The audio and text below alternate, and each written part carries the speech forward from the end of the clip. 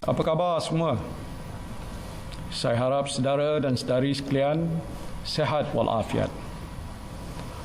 Terlebih dahulu saya ingin memohon maaf kepada saudara dan saudari sekalian kerana dalam keadaan negara kita sedang berhadapan dengan cabaran besar menangani pandemik COVID-19, saya terpaksa tampil untuk menjelaskan kedudukan Kerajaan Perikatan Nasional dan keabsahan saya sebagai Perdana Menteri.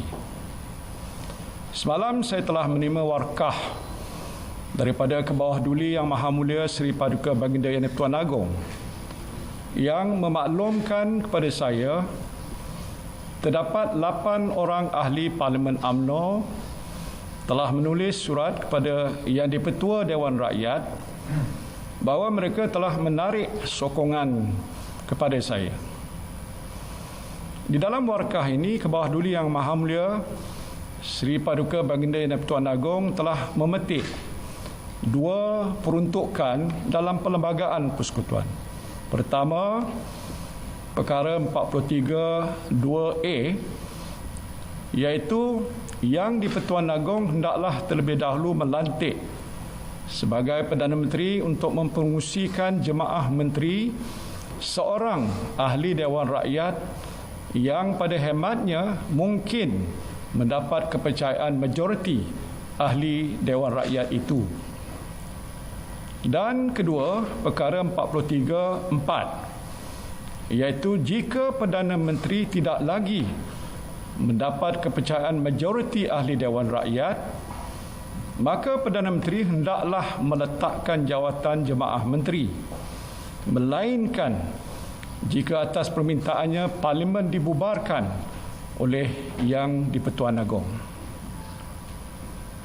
Sehubungan itu, saya telah dititah menghadap oleh Kebawah Duli Yang Maha Mulia Seri Paduka Baginda Yang di-Pertuan Agong pada jam 11 pagi hari ini.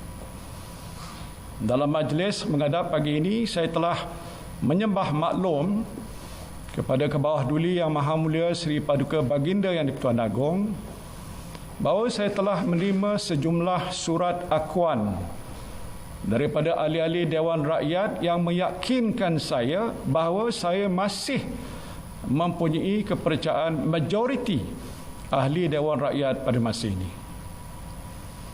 Sehubungan itu, peletakan jawatan saya di bawah perkara 43(4) Perlembagaan Persekutuan adalah tidak berbangkit.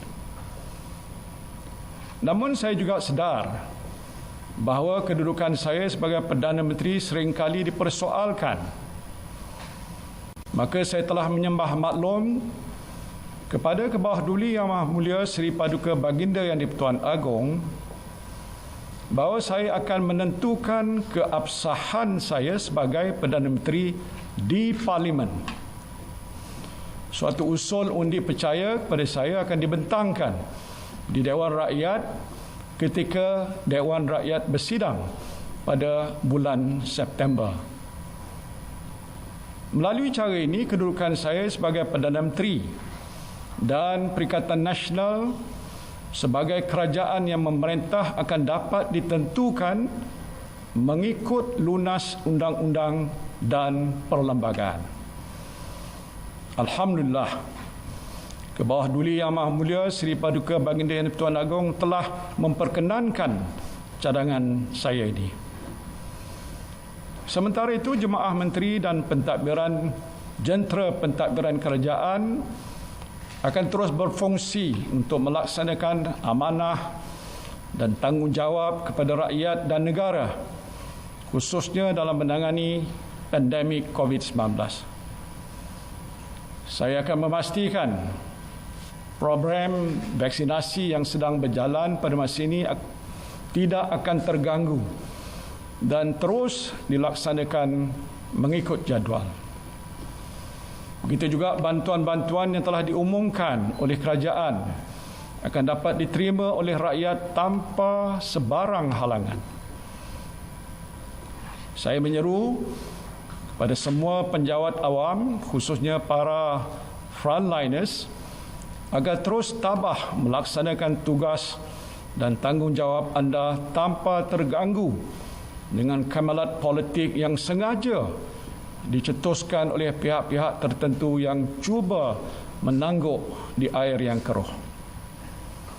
Saya tahu bahawa mereka kurang senang dengan ketegasan saya untuk tidak melayan beberapa tuntutan mereka, termasuklah desakan supaya saya mencampuri urusan mahkamah untuk membebaskan beberapa individu yang sedang didakwa atas kesalahan jenayah. Saya juga telah dituduh menderhaka kepada raja, sedangkan apa yang saya lakukan adalah semata-mata untuk memelihara keluhuran perlembagaan dan mempertahankan kemuliaan institusi raja berperlembagaan. Saya tidak akan mengorbankan prinsip saya dan membelakangi sumpah jawatan saya untuk menunaikan segala kewajipan dengan jujur, menumpahkan taat setia kepada raja dan negara serta memelihara, melindungi dan mempertahankan perlembagaan. Saya doakan agar rakyat dan negara kita terus dilindungi oleh Allah Subhanahu wa taala dan kepadanya lah jua kita berserah. Faiza azamta fatawakkal 'ala Allah. Wabillahi taufiq wal hidayah. Wassalamualaikum warahmatullahi wabarakatuh.